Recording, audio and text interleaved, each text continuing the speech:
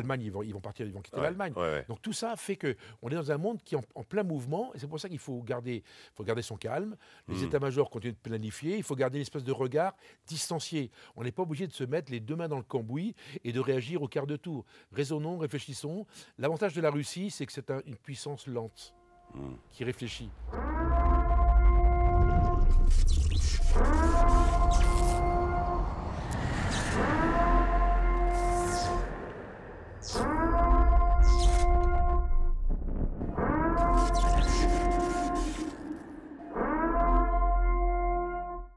Bonjour à tous, chers abonnés d'Omerta, de notre chaîne YouTube et également de notre application. Je rappelle aux abonnés de la chaîne YouTube qu'il existe également une application Omerta. Parfois, certains nous disent qu'ils ne le savent pas. Et sur cette application Omerta, évidemment, vous retrouvez l'ensemble de nos documentaires, plein de bonus, les coulisses de la rédaction, les coulisses des reportages aussi. Donc, je vous encourage à vous abonner à Omerta. 5 € par mois, 2 € pour les étudiants, ça vaut le coup et vous aurez accès à tous nos contenus que vous appréciez parfois aussi sur YouTube, puisque nous mettons aussi parfois des documentaires en accès libre. Voilà pour ce petit laïus. Je suis ravi de vous recevoir cette semaine. Comme je le dis souvent, vous êtes toujours plus nombreux. On devrait bientôt dépasser les 500 000 abonnés, donc un demi-million de personnes abonnées à Omerta. On en est très très fiers. Au bout de 3 ans aussi, ça a été quand même une ascension assez fulgurante. J'arrête de nous distribuer des bons points et je vous présente mon invité du jour. Alors, le colonel, ex-colonel, troupe de marine, Père de Jong. Bonjour Père. Bonjour. Alors, je vous présente, je vous ai déjà venu plusieurs fois et je sais qu'à chaque fois, c'est des contenus qui sont assez prisés par nos auditeurs parce qu'on y dissèque l'actualité, particulièrement la chose militaire, qui s'explique parce que donc, je disais donc colonel des troupes de marine, vous avez été aide de camp de 2 présidents de la République, François Mitterrand puis Jacques Chirac. Vous êtes également le cofondateur de l'Institut Thémis, chroniqueur sur LCI, et je cite 2 de vos livres qu'il ne faut pas louper, Agir entre les lignes, Poutine, Lord of War, aux éditions Mareuil. Alors, Père, commençons par les incursions de drones. La Pologne d'abord, puis la Roumanie ce week-end. Est-ce que c'est une façon qu'ont les Russes de tester l'Occident ou y a-t-il d'autres explications? Je rappelle que Donald Trump n'a pas écarté le fait que ça soit une erreur. Marco Rubio a dit qu'il y avait une intention de les lancer, mais ce n'était pas délibéré, il faut encore qu'on regarde. C'est quand même étonnant que les Américains n'aient pas tout le renseignement là-dessus. Qu'est-ce que vous en pensez? Alors on est en pleine actualité chaude, hein. Donc c'est difficile de commander une actualité qui date de l'avant-veille. Oui. Puisque cette opération, c'est vrai que tout ce qui se passe depuis quelques jours est concentré sur quasiment 3-4 jours, depuis quasiment jeudi dernier. Voilà, on est Vendredi, vraiment oui. sur Voilà. du très court terme. Donc c'est difficile d'avoir une lecture, je dirais, sage et raisonnable, d'autant que sur le sujet russo-ukrainien, les gens sont rarement sages et raisonnables. Donc Oui. on aime bien, Ouais. je veux dire, les sentiments parlent souvent et on a du mal parfois, encore une fois, comment dire, avoir une espèce de D'ailleurs, lecture. votre collègue de plateau sur LCI, Xavier Titelman, lui, il est catégorique, hein, c'est délibéré. Il a peut-être des informations que nous ne possédons pas. Bon, Probablement. D'autant qu'il va souvent en Ukraine pour voilà. toute une série de raisons. Bref, et donc la lecture est compliquée. Ceci étant dit, on a quand même on a des indicateurs, et moi je pense que l'ensemble de ce qui se passe depuis 3-4 jours est lié à une stratégie russe qui s'appelle Zapad. Mm. En fait, ils sont rentrés sur un exercice, Zapad 2025. L'Ouest. Ouest, c'est la Mm. traduction Mm. effectivement de Zapad.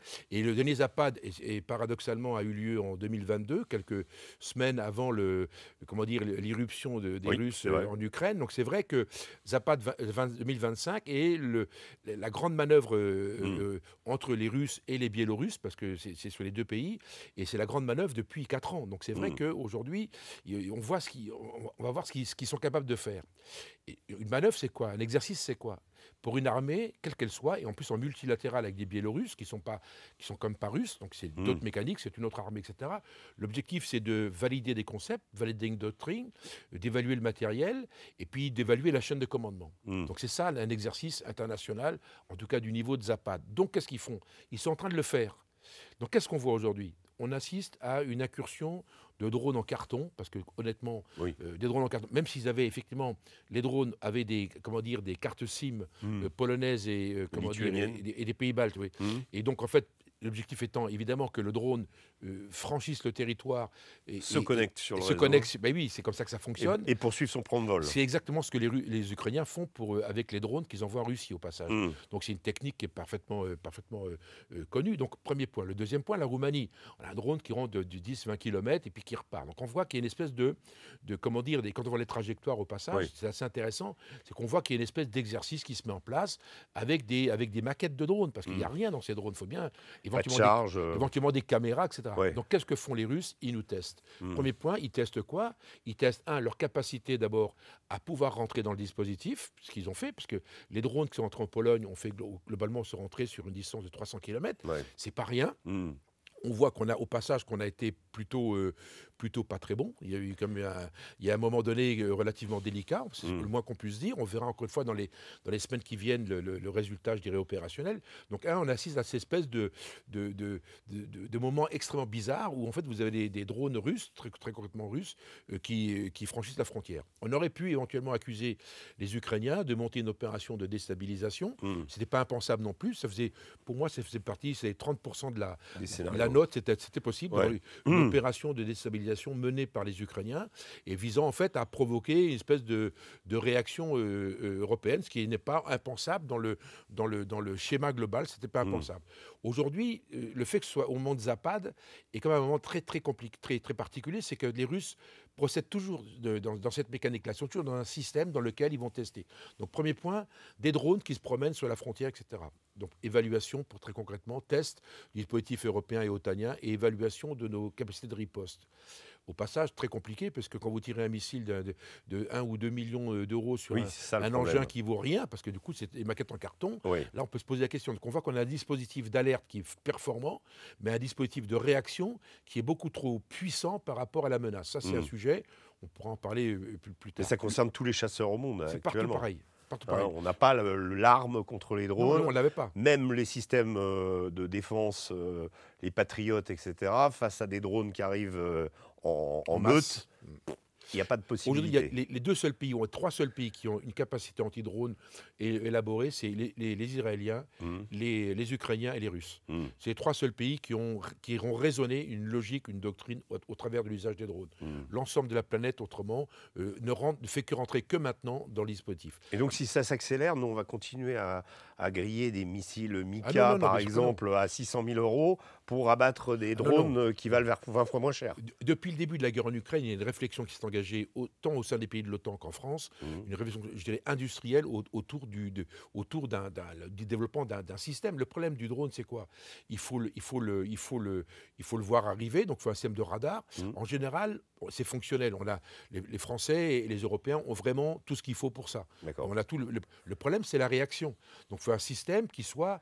Le problème, on ne peut avoir une réaction anti-drone que si elle est locale. On ne peut pas avoir un système général dans un bunker à Paris, à l'EMA par exemple, et avec une décision, je dirais, très centralisée.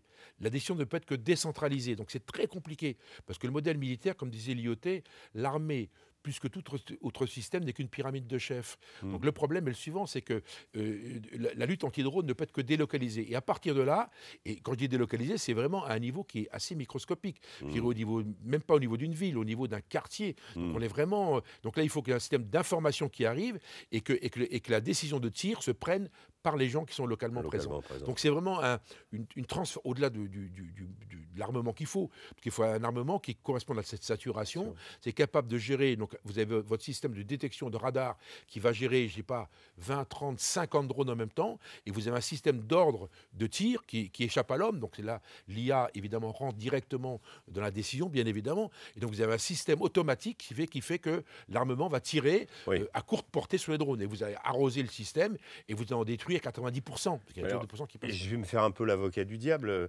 Emmanuel Macron annonce qu'on envoie 3 Mirages, pas 3 Rafales. Là-bas, on sait que depuis le début de la guerre, les Rafales sont employés pour faire la surveillance de la frontière, mais ça sert à quoi? D'abord, Alors, on en rajoute un. alors, encore une fois, ne mélangeons pas l'aspect militaire et l'aspect politique, parce que d'abord, les Français ne sont pas les seuls à avoir mis des Rafales, parce que je crois que les Néerlandais en ont mis un ou deux, Mhm. les Allemands en ont mis un ou deux, ils ont mis les Eurofighters, donc Mhm. les Européens ont démontré quelque chose. Donc là, on n'est pas du tout dans une démonstration militaire, mais elle est politique. D'accord. L'objectif était de dire, voilà, on va en Pologne, on va les aider. Au passage, on a déjà des Rafales dans les pays baltes, Oui. en Estonie, donc en fait, on peut imaginer que c'est les mêmes qui ont été Mhm. en Pologne. Ne Mhm. rentrons pas trop dans le détail de la logique, on est dans une logique politique qui fait qu'on va démontrer qu'on est proche des Polonais et qu'on ne Ouais. les lâche pas. Donc ça n'a Mhm. aucune utilité, d'autant que je peux vous dire qu'aujourd'hui, les Polonais, c'est une armée qui est extrêmement puissante. On part sur une base de 1400 chars lourds. Nous, on n'a que 200 chars lourds, donc vous voyez Mhm. déjà le ratio. Et en termes d'aviation de combat, on peut imaginer qu'ils sont autour, je crois, de mémoire, disons 250 avions de combat. Nous, on n'en a que 200. Donc D'accord. encore une fois, je pense que l'armée polonaise a des capacités en elle-même. Simplement, le but politique était de démontrer qu'on était capable d'intervenir au profit des Polonais. Je voulais terminer sur Oui. votre question initiale qui est fondamentale parce que la séquence de drones russes en Roumanie, russe ou autre, on va dire russe, Mhm. je dirais hypothèse de réflexion, russe, comment dire, en Pologne et en Roumanie, elle se double par une démonstration de force. Mhm. Il y a eu deux moments très importants ce week-end. C'était un, ils ont tiré un missile Zircon, qui est un missile de croisière qui se tire à partir d'un bateau, qui est un missile qui est hyper véloce, qui est capable de monter à Mach 9, en gros 10 000 km à l'heure, et qui est un missile de croisière, donc il ne vole pas très haut, et qui va vers sa cible. Comme c'est un missile de croisière, il est extrêmement précis. Non seulement il est précis, mais en plus l'opérateur qui gère le missile est capable de faire revenir le missile à la base, Ouais. ou quelque part, ou le faire taper ailleurs. Mhm. Concrètement, c'est un missile anti-bateau. Si le bateau a bougé, le bateau n'est pas là, il peut décaler, modifier la trajectoire du missile pour taper sur le bateau. Premier point. Sachant également que c'est un missile hyper furtif, avec un système de nuages plasmiques qui est mis autour du missile, qui fait qu'en fait, qu'il est quasiment indétectable. Ça, c'est le D'accord. premier point. Démonstration de force. Deuxième démonstration de force, avec des missiles balistiques qui sont les Iskander, qui ont été déployés, alors là, c'est formidable, sur une autoroute. Donc, en fait, ils ont aligné une quinzaine d'Iskander, qui est un missile balistique, qui est en fait de courte portée, il tire à 500 km. Ça veut dire qu'en fait, il est efficace à 300, 200 ou 300, à mi-portée, comme toujours l'artillerie de longue portée. Mhm. Donc, bilan de l'opération, ils mettent en place à Kaliningrad, sur une autoroute, à Kaliningrad, hein, dans l'enclave qui est au bord de la mer Baltique, ils mettent en place sur une autoroute une quinzaine d'Iskander qui sont des missiles balistiques, donc ils montent très très haut, qui sont également relativement véloces, ils ont vitesse en gros 5000 km à l'heure, Mach 5, donc ils vont très haut, puis quand ils redescendent, ils redescendent sur la cible. Bon, eux ne sont pas modulables, c'est qu'ils ont la cible au départ, lorsque ça part, ça va là où ça a dû d'aller. On ne peut pas l'arrêter au passage, donc c'est un autre sujet. Il ne peut pas s'autodétruire et tout ça, c'est un vrai missile de combat, c'est un missile tactique, hein. 500 km, c'est le missile tactique. Donc il démontre encore une fois à l'OTAN de façon générale, voilà ce qu'on est capable de faire. Et message reçu 5 sur 5, pourquoi? Hier, M. Rutte, qui est le patron de l'OTAN, annonce officiellement Urbi et Orbi dans un message un peu stressé, un message un peu paniqué quelque part. Il explique à l'ensemble de la planète que très concrètement, les capitales européennes sont sous menace des missiles russes. Donc on voit qu'en fait, aujourd'hui, ce qui se passe, c'est que les Russes font de l'animation de paysage, ils font une opération de démonstration, parce que jusqu'à nouvel ordre, ils n'ont pas tiré un seul coup sur un pays européen, mais on voit, ils évaluent aujourd'hui la réaction, les moyens mis en place. C'est pour ça que la nécessité ou l'utilité de mettre en place 3 Rafales, elle se justifie au travers de l'image qui est projetée sur Moscou. Ça, c'est le deuxième point. Donc on voit qu'il y a une démonstration et une observation de ce qu'on est en train de faire, sachant que l'OTAN n'est pas en reste. De l'autre côté, évidemment, on assiste à ce qui est en train de se passer. On est relativement surpris par ce qui se passe, parce que qui aurait pu dire il y a encore une semaine que les Russes allaient faire joujou le long de la frontière comme ça. Donc on est sur un sujet très compliqué qui fait que Thierry de Montbrial a quand même dit il y a quelques jours, la troisième guerre mondiale aujourd'hui est imaginable. D'autant que donc on a une opération qui s'appelle Sentinelle orientale. Ça, c'est sur l'aérien. Et on a aussi une opération terrestre avec des troupes de l'OTAN qui vont venir en Pologne, c'est ça? Alors c'est ce qu'on appelle l'effet miroir. Oui. Donc effectivement, il faut évidemment compenser tout de suite. Donc les états-majors ont commencé à planifier, ils planifient depuis des mois. Hein. Ouais. On va dire ils planifient depuis 2022. Hein. Il y a des options, il y a l'option 2500. Hein.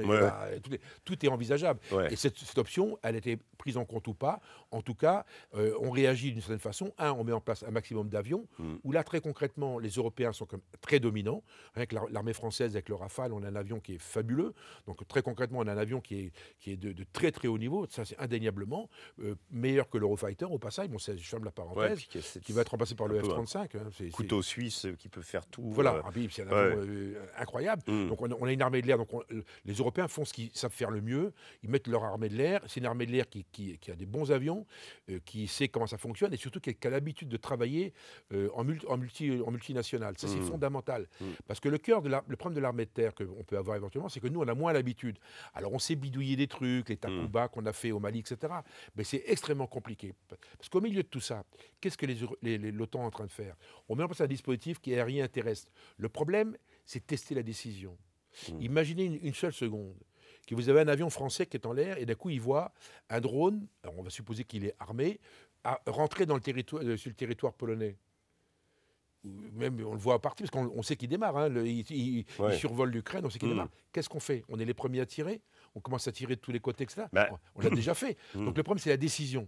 Parce que nous, on le fera facilement, mais on voit bien que les Polonais, qui a tiré la semaine dernière sur des drones russes? C'était les Néerlandais. Les Néerlandais, oui. Donc on voit on teste aujourd'hui nous-mêmes. Comment on va réagir? Et oui, d'autant comment on va s'organiser? Et oui, c'est central. Ouais. Et en finale. Parce que ça, c'est le modèle conventionnel. On va toujours trouver une solution. Le problème, dès qu'on monte au niveau supérieur, on est dans un cadre où on joue la dissuasion. Comme vous savez que le président Macron a proposé que notre dissuasion s'applique éventuellement aux États européens. Comment on fait? Comment ça va se passer? Et là, c'est très compliqué. Ouais. On est dans un monde très compliqué. Et quand vous avez des Russes qui jouent avec des Iskander, qui ont une portée de 500 km, qui ont une capacité conventionnelle et une capacité nucléaire, on raisonne différemment. Donc on voit que globalement, malheureusement, cette guerre russo-ukrainienne nous amène probablement, en tout cas progressivement, à avoir des réflexions qu'on n'aurait même pas imaginées il y a encore quelques mois ou quelques années. Alors, vous nous avez parlé de missiles en parlant du Zircon, de l'Iskander. Il y a également l'Oreshnik. On a l'impression que quasiment dans cette guerre, tous les 6 mois, on découvre une nouvelle arme des Russes. Il y en a encore beaucoup comme ça? Alors les Russes ont une capacité très forte, c'est celle de n'avoir jamais baissé leur budget sur leur capacité missile. Et donc cette capacité missile, en fait, elle s'applique... Un peu comme les Iraniens, quoi. Oui, mais enfin à un niveau quand même nettement supérieur pour le coup, Oui. parce qu'ils ont des ingénieurs de très très haut vol, ils ont mis un paquet d'argent dedans. Donc aujourd'hui, en fait, ils ont travaillé sur l'hypervélocité. C'est compliqué, parce que l'hypervélocité, vous avez un missile, ou un missile de croisière, ou un missile balistique. Donc croisière, il vole, et puis il vole comme ça de façon le long de la Terre, le long de la surface terrestre, et le balistique, il va très haut et il redescend. Mais en fait, c'est la théorie des missiles. Vous avez un système de propulsion et un système de moteur, c'est toujours la même chose. Le problème de l'hypervélocité fait que, comment vous arrêtez un missile hypervéloce qui va à 9000 km/h? Aujourd'hui, il n'y a que le Mamba français, on va dire ça comme ça, ou franco-italien, et le Patriote. Le problème, c'est qu'il faut que vous ayez le radar qui capte, et vous ayez le missile qui a lui-même un radar. Donc, le radar central arrête, il suit, mais il ne fait plus rien. Par contre, il faut que votre missile ait lui-même un radar qui va aller sur la cible. À 9000 km/h, c'est un exploit technologique. Donc, c'est extrêmement compliqué. Et ça, les Russes nous déstabilisent au travers de l'hypervélocité. Premier point. Le deuxième point, les missiles se comprennent sur les portées. Il y a 3 portées différentes. C'est le portée nucléaire, en fait, très concrètement. Vous avez entre 0 et 500 km, c'est les missiles tactiques. Encore une fois, les missiles nucléaires tactiques. Au-dessus de 5000 km, c'est les missiles stratégiques. On va tirer sur des cités, sur une énorme concentration, etc. C'est les énormes missiles, c'est l'armée c'est les Français, avec le M51. Le M51 des sous-marins nucléaires. Qui est dans les sous-marins nucléaires. Là, c'est la guerre totale, c'est la guerre intercontinentale. Le problème, c'est ce qu'on appelle les missiles intermédiaires. Là, il n'y en avait plus. Parce que les accords, si vous voulez, les accords entre les Russes et les Américains ont considéré que, dans les années Mitterrand, les années 90, on considérait que le risque de guerre était là. Pourquoi? C'est le missile qui va entre 0 et 5000 km. On n'en avait plus du tout. Rappelez-vous, Mitterrand qui disait, avec les SS-20, la crise des SS-20 et la crise des missiles américains, c'est qu'il disait... Les Pershing. Les missiles, les manifestants sont à l'ouest et les missiles sont à l'est. C'est ça. La phrase, elle est incroyable. Et on y va doucement. Ouais. Pourquoi? Et donc, du coup, cette réflexion, cette prise de conscience a fait que les Américains et les Russes ont décidé de supprimer ces missiles. Mais les Russes sont revenus avec l'Oreshnik, porté 5000 km. Donc les Russes rentrent à nouveau dans le jeu des missiles intermédiaires. Et pour nous, Européens, c'est déstabilisant. Pourquoi? Parce que la cible d'un missile intermédiaire, d'un missile comme l'Oreshnik, c'est l'Europe. C'est pas les États-Unis, c'est beaucoup trop loin. Donc, D'accord. bilan de l'opération, comment dire, je crois que c'est en 2023, lorsque les Russes tirent leur premier missile Oreshnik, ils le font sur Dniepro, ils tirent Oui, sur une usine. sur une usine ukrainienne. Mm, Au passage, fabrication d'armes, je crois. un Oui. missile uniquement avec un peu d'explosifs. Il ne C'est s'est ça. pas passé grand-chose parce qu'il fallait avoir des restes, il faut retrouver des débris pour bien montrer que c'est un Oreshnik. C'est parce que les Russes, c'est des communicants. Donc, ils ont bien montré que c'était un missile qui tirait à 5000 km. Message directement envoyé aux capitales européennes. Ouais. Et rappelons-nous, c'était l'époque où on parlait, nous, de troupes au sol, etc. C'était aussi l'époque où Biden avait autorisé les Ukrainiens Oui, à utiliser des absolument. missiles à longue portée pour frapper la Russie En en Russie, profondeur. absolument. Ouais. Donc là, on voit qu'on est dans un jeu. Et là, aujourd'hui, il n'y a que les Russes qui ont l'hypervélocité et cette capacité à tirer entre 0 et l'infini. Et nous, on ne l'a pas. Le deuxième point, je prends l'exemple des Français, nous, on n'a pas de missile à longue portée. Nous, dans le temps, on avait un missile qui s'appelait le Pluton et l'Hadès, un missile qui tirait entre 150 et 400 km, 480 km exactement. On l'a supprimé à l'époque de Jacques Chirac, considérant que ce missile aurait été tiré sur l'Allemagne, et ça, à l'époque, Helmut Kohl n'était pas tout à fait d'accord pour voir un missile tactique nucléaire tiré sur son territoire. Donc on l'avait supprimé. Le problème, c'est que c'est une artillerie à longue portée qu'on n'a pas du tout. Aujourd'hui, la portée la plus longue qu'on a, c'est quoi? C'est le César, qui va tirer je la fais courte, à 50 km. Donc c'est un peu le problème. Donc aujourd'hui, on a une problématique de matériel. Aujourd'hui, qui a de l'artillerie à longue portée? Il n'y en a que les Russes. Passionnant, passionnant. On va revenir un petit peu sur la guerre en Ukraine, parce que c'est comme le cœur du... là, on est en train de parler d'une autre guerre, presque la guerre froide 2.0, appelons-la comme... voilà, qui s'esquisse. La semaine dernière, le Wall Street Journal, alors c'est dommage, j'aurais dû vous le communiquer, mais je vous résume un petit peu, a publié un article expliquant, selon eux, la raison de fond pour laquelle Poutine résiste à Trump sur la paix en Ukraine.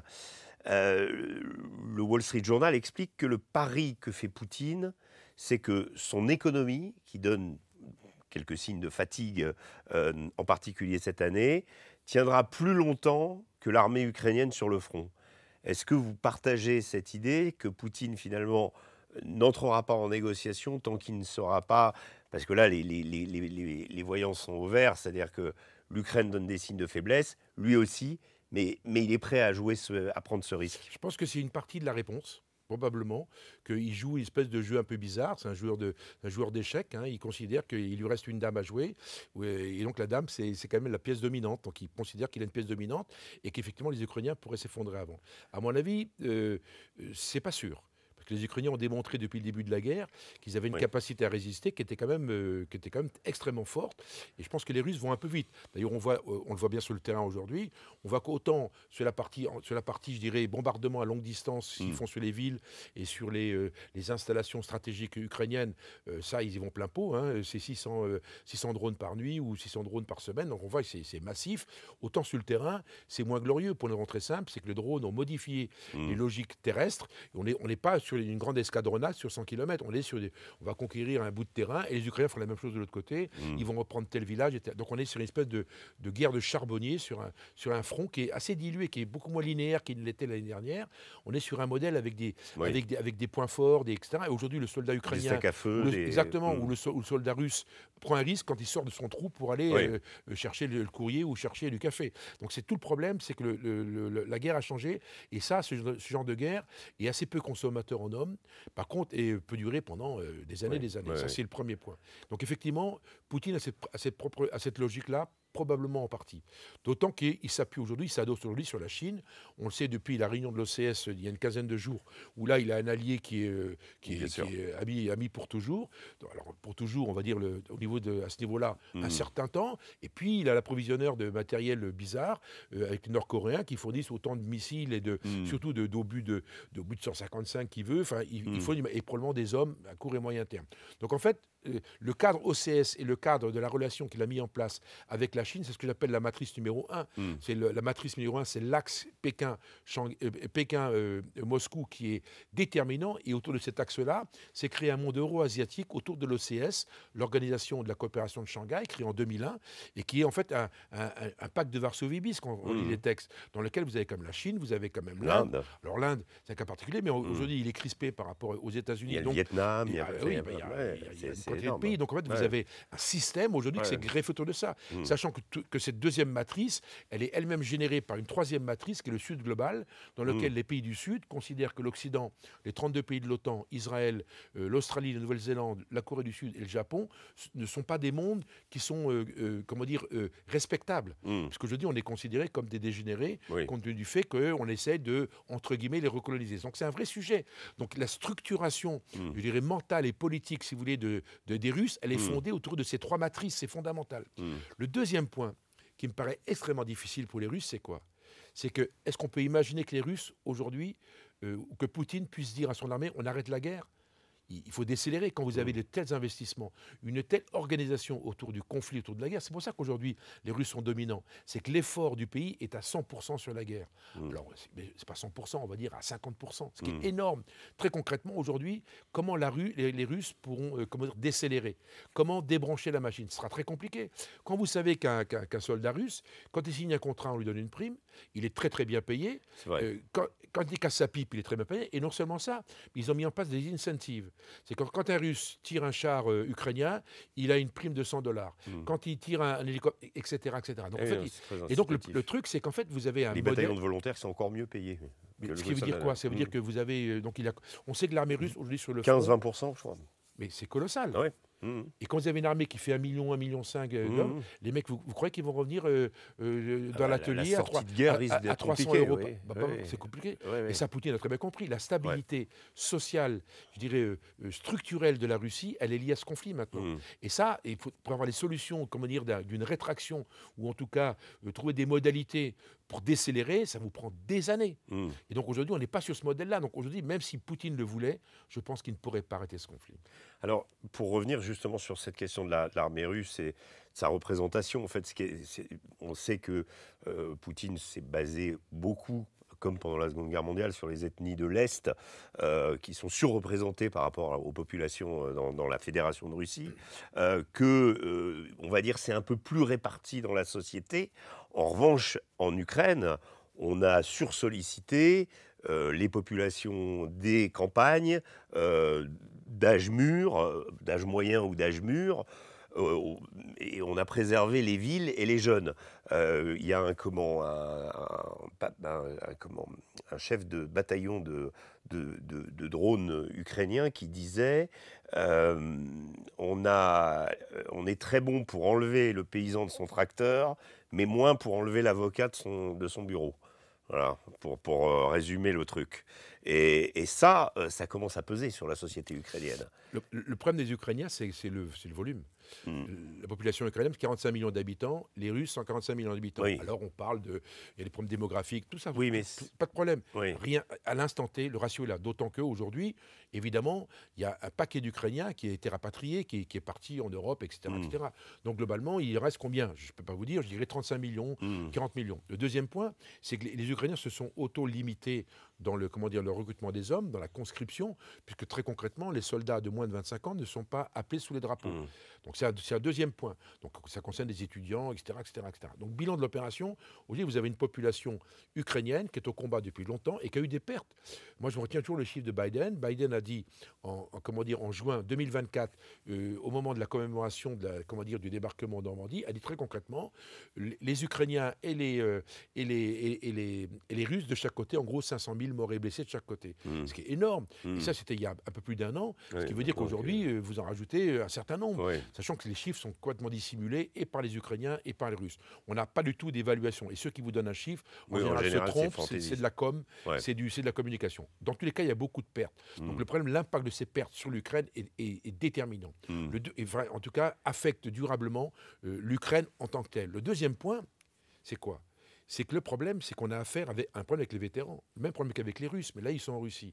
D'où, en Ukraine, vous avez une population qui également a des primes, également, etc. etc. Donc le problème, le gars qui est sur le terrain, lorsqu'on va le démobiliser, parce qu'on peut supposer qu'à un moment donné, on va assister, moi ce que je pense, on va assister à une espèce de guerre froide chaude sur un front qui est en Ukraine. Ça va durer 20 ans. Ça, les Russes sont très très bons dans ce domaine-là. Il y aura des barbelés de 15 mètres de haut. On fera la guerre Corée du Nord, Corée du Sud. La DMZ. On aura une DMZ qui fera 20 km. Et ça va se passer là. Il y aura 1000 km de barbelés. Et c'est comme ça que le conflit va s'arrêter et redémarrera dans 20 ans ou dans 10 ans.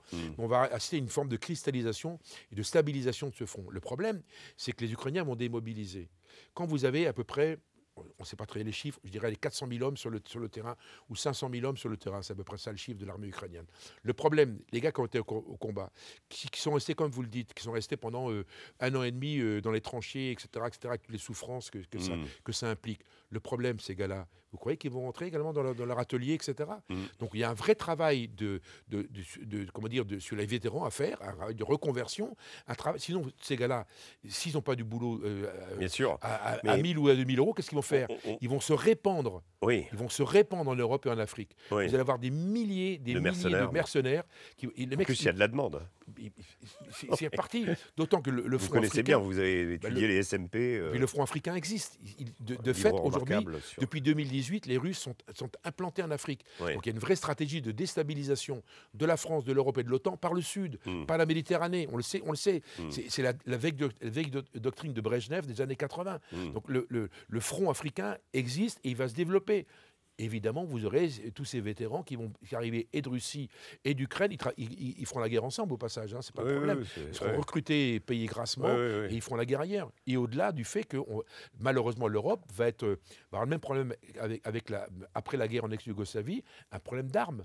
L'armement individuel va se répandre sur l'Europe. Donc on a un vrai travail de contrôle et pour nous, l'Ukraine est un vrai sujet, pour nous Européens, est un vrai sujet en fait de canalisation ou de contrôle de ce qu'on fait de l'après-guerre. Donc on voit très concrètement que tant que pour la Russie que pour l'Ukraine, l'après-guerre va être un vrai problème, une vraie difficulté, en tout cas un vrai point d'interrogation. Sans compter que, en fonction de, on va dire, des conditions de la négociation, le risque en Ukraine avec, on le sent bien, des éléments qu'attendent Zelensky au coin du bois, déjà des mouvements, l'ancien ministre des Affaires étrangères, Koubela, qui est obligé de fuir et qui a fui le pays, qui était pourtant un des fidèles au départ. Donc il y a des règlements de compte en perspective et puis surtout des groupes armés ultra puissants, Azov qui excelle dans sa communication mais qui représente une vraie composante de l'armée ukrainienne. Est-ce que vous craignez pas côté ukrainien, peut-être plus que côté russe, où ce sera plus dilué peut-être dans la société? On l'a vu avec les Wagner, qui sont quand même peu ou prou revenus. Il n'y a pas eu un calque complet avec l'Africa Corp, avec Africa Corp, mais bon, il y a une capacité, je dirais, c'est plus grand, il y a moins de... Mais si l'Ukraine perd, il y en a qui vont dire on n'a pas perdu, donc on est dans une configuration corps franc. Bien évidemment. En fait, les Russes, c'est plus simple pour eux, c'est une autarcie. Oui. On serre le kiki, comme ça, personne ne bouge. Et c'est comme ça qu'ils ont réduit Wagner. Hein. Oui. Ils ont éliminé comment dire, le haut du système et c'est C'est terminé, ça. Après, ils sont partis. L'Ukraine a un autre problème, c'est que l'Ukraine, il y a une histoire aussi.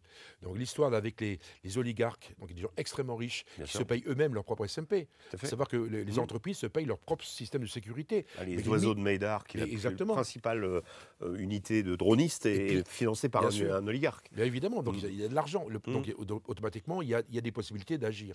Le deuxième point, c'est qu'il faut voir ce qui s'est passé entre 2014 et 2022. C'est très intéressant. Sur toute la frange russophone, on voit bien que c'est un monde dans lequel avoir des milices, parce que ce sont des milices qui se développent, ça fait partie de la règle du jeu. On se protège, le village, ma famille, des intérêts, etc., etc. Et entre 2014 et 2022, c'est un peu ça. Les russophones se sont réimplantés, enfin en tout cas se sont implantés. Les Russes nous ont bien évidemment aidés. Bon, c'était logique, mais n'empêche que quelque part, c'était fonctionnel. Et d'ailleurs, c'est ce que voulait faire Zelensky. Il voulait réduire les milices russophones qui étaient réparties sur l'ensemble du Donbass. Et en le faisant, il a provoqué la réaction de Poutine. Donc encore une fois, c'est dans les gènes. Le deuxième point, on peut considérer l'Ukraine comme un pays, je dirais, démocratique, entre guillemets. Alors on verra si les élections se mettent en place avec Zelensky dans les mois, dans les semaines qui viennent, au moment où le front sera un peu stabilisé. Mais bien évidemment, c'est un système qui a une impulsion démocratique. Pourquoi? Parce que nous, Européens, on est derrière lui. Et on ne fonctionnera derrière lui que si il modifie sa trajectoire, je dirais, de corruption, qui est quand même extrêmement massive en Ukraine, et deux, sa trajectoire, je dirais, politique, dans laquelle il faudra des élections, etc. Donc on va imposer ça à l'Ukraine. Ça, c'est pas gagné. Ces 2 points ne sont pas gagnés, loin s'en faut. Et donc là, l'Ukraine a une vraie fragilité. Vous pensez que, encore aujourd'hui, parce qu'on entend qu'une partie, enfin, même Zelensky l'a reconnu, une partie de l'armement n'arrive pas sur le front? Vous pensez qu'il y a encore des prélèvements comme ça, des gens qui se servent au passage? J'aime bien vos questions avec Non, mais, votre auréole d'ange. non, mais Non, mais bien évidemment. il y avait eu un reportage au début de la guerre, je me souviens, sur CBS News, justement, qui expliquait que, je ne sais plus, à peine 40% de l'équipement arrivait Alors, sur... je ne connais pas le à chiffre, l'époque. Hein, mais c'est parfaitement documenté. ouais. On sait exactement que les financements qui arrivent, une partie des matériels sont dérivés quasiment instantanément. Donc on a un vrai sujet. D'ailleurs, on voit bien que Et qui régulièrement, prélève? bah, Les oligarques, les oligarques, vous avez les des groupes petits... d'extrême droite? Non, pas seulement. Il y a un peu de tout. Je Hmm. pense que vous avez des gens véreux qui sont Ah oui. à la tête le maire du coin. Ah oui. Il arrive, il se débrouille, etc., etc. Hmm. Donc en fait, il y a une espèce de débrouillardise. C'est le marché noir local, en fin de compte. Alors évidemment, quand vous avez l'Union européenne qui déverse des milliards sur un pays, le marché noir, c'est pas une botte de beurre, évidemment. Hein. Mais je vous dis au passage, moi j'ai des Russes qui m'avaient expliqué que quand il y avait quand ils étaient autour de Kiev, un des facteurs qui leur avait pas permis d'aller plus loin, c'est que l'argent pour corrompre les maires de certains villages n'était pas arrivé. Vous vous rendez compte? C'est incroyable. Mais ils Ouais, m'ont mais sorti ça au détour d'une conversation. Je dis quoi? Et Ça avait été prévu. c'est le drame de l'Ukraine. Alors ça fait hurler les pro-ukrainiens Bah, j'imagine, oui. entre guillemets. Moi, je me fais lyncher régulièrement sur le sujet. Oui, Je dis, on peut pas en parler. mais il faut en parler. Enfin, je veux dire, c'est Mais un vrai oui. sujet. On a le droit d'en parler. Bien D'autant sûr. que c'est notre argent. Enfin, que je sache, c'est mes impôts qui. Oui. Alors moi, je veux bien que mes impôts aident l'Ukraine parce que on va dire que c'est un choix qui a été fait. Encore une fois, j'en accepte l'augure. Hmm. Mais je veux que cet argent soit bien utilisé. Mais c'est Aujourd'hui, Trump qui avait réclamé un audit. bien sûr, mais Bon, il a un peu. Mais l'Union européenne le fait régulièrement. Parce que le problème, c'est un non-dit. Pourquoi c'est un non-dit? Parce que les Ukrainiens sont au casse-pipe. Ils sont en première ligne. Oui. On dit, voilà, ils se battent pour nous. Parce que la vieille théorie est la suivante, c'est que les Ukrainiens se battent pour l'Europe de demain. Hmm. Donc c'est eux qui sont en première ligne d'un front qu'on peut considérer comme global. Pourquoi pas? Encore une fois, j'en accepte l'augure. Hmm. Mais c'est vrai qu'aujourd'hui, il y a de telles sommes d'argent qui arrivent. D'ailleurs, on voit bien que les Américains ont coupé Oui. le robinet. Donc aujourd'hui, qui finance? C'est nous, Nous. Européens. Et à 100%. Donc, comment on va faire? Alors là, on est dans une phase intermédiaire, parce que Trump est arrivé il y a 6 mois. Donc, on est sur les queues de trajectoire financière de l'époque Biden. Hmm. Donc, il y a encore un peu de sous qui arrive, il y a encore des choses qui arrivent, mais c'est fini. Trump a clairement dit que ce n'est pas son sujet. Ça va s'arrêter. D'ailleurs, on le voit, d'ailleurs, sa dernière remarque, comme vous l'avez fort bien dit en introduction, sa dernière prise de position suite à cette espèce d'incursion de drones bizarres Oui. au-dessus du territoire polonais, il se dit non, il dit, ça c'est une erreur, Ouais. j'irai pas. C'est quoi le message induit? C'est m'énervez pas avec vos trucs, ça ne m'intéresse pas. Mais il est rentré dans une rage folle, paraît-il, pendant pendant la réunion de la coalition des volontaires, expliquant à l'Europe qu'elle devait arrêter parce comment il perd pas le nord quand même sur la question économique, et il pense qu'il peut agir sur Poutine, sur le pétrole. Il taxe l'Inde, maintenant il veut taxer la Chine, mais il demande à l'Europe de taxer aussi. Et l'Europe a-t-elle les moyens de faire une guerre économique à la Chine? J'en suis pas sûr. J'en suis pas sûr. On voit bien que c'est ce qu'on appelle les sanctions indirectes. Ben oui. C'est qu'en fait, on va vous C'est punir, ça. vous, les autres, parce que les Européens consomment du gaz, alors pas de pétrole, mais du gaz russe depuis pas mal d'années. Et Les bien chiffres sûr. sortent régulièrement. Et Les Français la achètent France- en gros pour 150 millions Oui. d'euros de pétrole, Ouais. de gaz à la Russie. Ouais. Mais comme les Néerlandais, comme Ouais.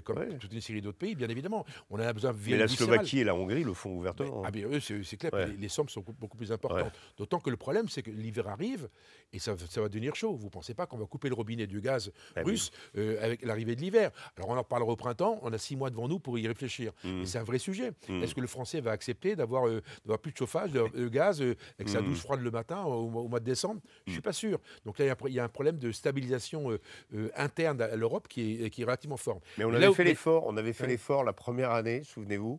D'ailleurs, les Russes se moquaient de nous en nous demandant régulièrement Ouais, avec si des on avait plumes. froid. Et moi, je me souviens je ne dirais pas où, mais une ville de région parisienne où la piscine, en extérieur qui est chauffée normalement, ils avaient arrêté de chauffer la piscine. Donc pendant tout l'hiver, on a eu une eau à 19 degrés. Voilà. Bon, Bon. Ça n'a servi à rien. S'il donne les pics à glace pour casser Oui. la glace quand vous vous baignez, pourquoi pas. C'était pour soutenir l'Ukraine. Voilà. Mais là où il est pervers, c'est ce qu'on appelle encore une fois les sanctions indirectes. C'est quand il dit, ok, on est d'accord, on va les punir salement. D'abord, arrêtez de consommer du gaz russe. Commencez par Pierre Chimou, moins du gaz américain. Bien sûr. Mais deux, ce qui est pervers, c'est qu'il va falloir impérativement commencer à punir la Chine. Donc vous, Européens, qui marchandez en permanence avec la Chine, à partir de maintenant, si comme la Chine achète massivement du gaz et du pétrole et de la matière première en Russie, vous allez monter vos droits de douane de 100%. Vous allez vous-même punir la Chine. Ouais. Alors là, je vais faire la parenthèse, je salue, là... fermez le banc, la patrouille est passée, ouais. c'est pas demain la veille. Ouais. Bon, voilà, simplement. Donc il sait très bien qu'avec cette espèce d'objectif inatteignable, ça va durer. En fait, ça ne l'intéresse pas. Pourquoi ça ne l'intéresse pas, Trump? Son premier discours de Trump, rappelons-nous, c'est en janvier de cette année. On a l'impression que c'était il y a 10 000 ans, c'était il y a quelques mois. Le premier discours, il parle de quoi? Il parle du Groenland, il parle du Panama, du Canada et du Mexique. Il parle de sa zone d'influence, il parle du continent américain. Et donc pour lui, le fait qu'ils disent l'Ukraine n'est pas mon sujet, qu'est-ce qui s'est passé? Structurellement, il considère que l'Europe peut rentrer sous influence de la Russie. Et il donne aujourd'hui une espèce de blanc-seing russe en disant le fuseau central, alors on va dire la partie centrale, parce que maintenant tout est central, hein, le bloc central. Le bloc central est géré. Qui domine aujourd'hui le bloc central? Ce sont les Russes.